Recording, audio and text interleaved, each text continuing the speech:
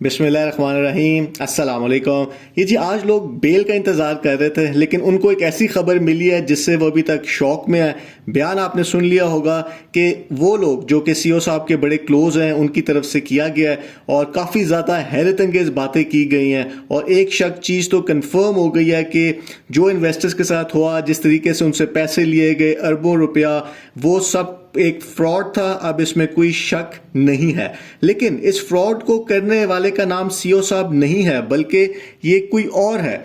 और वो लोग जिन्होंने ये फ्रॉड किया है वो इस टाइम पे इन्वेस्टर्स के लिए गए पैसे से याशी कर रहे हैं। कुछ महीने पहले भी खलाई मखलूक का जिक्र किया गया था कि जी असल में लगता है कि कंपनी के पीछे कोई और लोग थे और सीओ साहब जो है सिर्फ फ्रंट थे।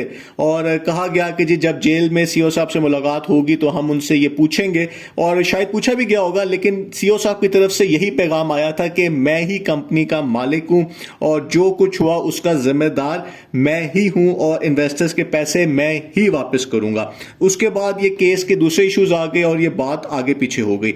लेकिन अब लगता है कि शायद जो सीओ साहब हैं वो इस कंपनी के असली मालिक नहीं थे, उनको यूज किया गया है, लेकिन इन्वेस्टर्स के साथ फ्रॉड हो चुका है।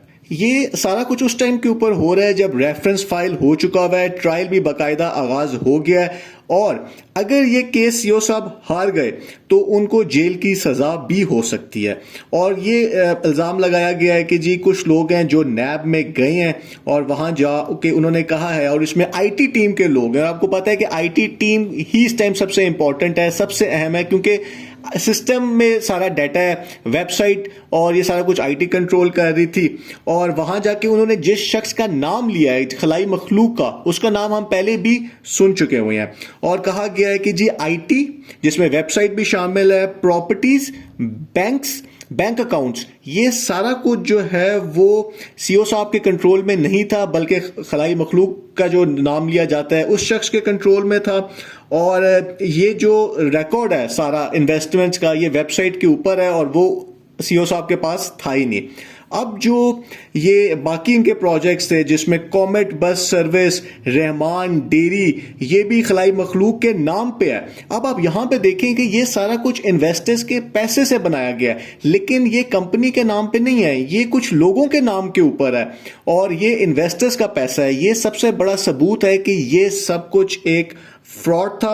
और ये जो प्रॉपर्टीज खरीदी गई ये भी कंपनी के नाम पे नहीं थी, ये कुछ और लोगों के नाम पे हैं जिनको लोग जानते ही नहीं है और उनके पैसों से याशियां हो रही हैं इस टाइम पे। और साथ ये भी कहा गया है, जो नैब में एप्लीकेशन दी गई है या लोग जो गए हैं नैब में, कि सारा एग्रीकल्चर लैंड, न्याजी पेट्रोलियम जो कि एक फिजिकल प्रोजेक्ट कहा जाता था, कोल्ड स्टोरेज, और ये सारा कुछ भी खलाई मखलूक के कंट्रोल में है, यानी कि ये भी इन्वेस्टर्स का पैसा है। और इसके ये प्रॉपर्टीज खरीदी गई हैं, बिजनेस स्टार्ट किए गए हैं जिसका पैसा इन्वेस्टर्स को नहीं मिल रहा, ये सारा कुछ किसी और शख्स के पास जा रहा है। इसी तरह इल्जाम लगाया गया है कि जी क्रिप्टो करेंसी, बीटीसी, यूएसडीटी, और ये 5-1 लाख यूएसडीटी थे, ये भी सारे के सारे जो है इन्वेस्टर्स के पैसे से लेके किसी और शख्स के कंट्रोल में है, यानी कि ये भी इन्वेस्टर्स के साथ एक बहुत बड़ा फ्रॉड किया गया है और उन्हीं के पैसों से किया गया है।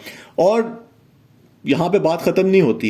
एक्टिवेशन चार्जेस जिसकी इतनी ज्यादा पब्लिसिटी की गई, लीडर्स ने जमा किया, नहीं करना चाहिए था, सीओ साहब बिल्कुल गिरफ्तार होने वाले थे उस टाइम पे और किसी को नहीं पता वो पैसे किधर गए हैं, लेकिन एक्टिवेशन चार्जेस भी सीओ साहब के पास नहीं गए, ये भी खलाई मखलूक ले गई है।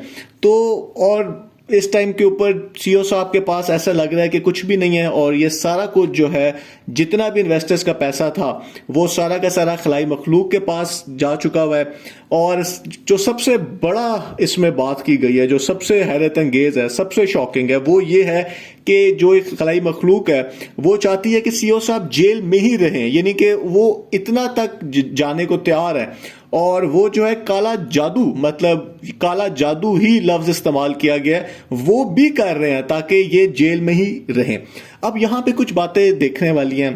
पहली बात तो ये कि जी एज पर गवर्नमेंट रिकॉर्ड सारा का सारा जो ये केस है ये सीओ साहब के इर्द गिर्द है और रेफरेंस में भी सीओ साहब का ही नाम है, खलाई मखलूक का नाम नहीं है।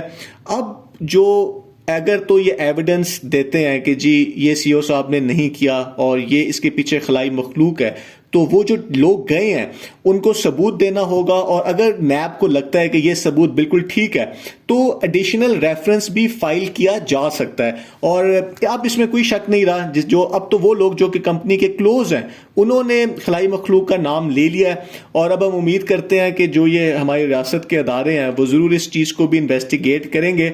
लेकिन बात वही है कि सीईओ साहब की उम्र 18 साल से ऊपर थी, और अगर वो इस्तेमाल किए भी गए हैं तो वो किसी ना किसी तरह इस फ्रॉड के अंदर लगता है कि शामिल कर दिए गए हैं, मजबूरी से किए गए हैं या खुद हो गए, इसका फैसला तो कोर्ट ही करेगा। बहुत ही हैरत अंगेज बातें हुई हैं। बहुत बहुत शुक्रिया।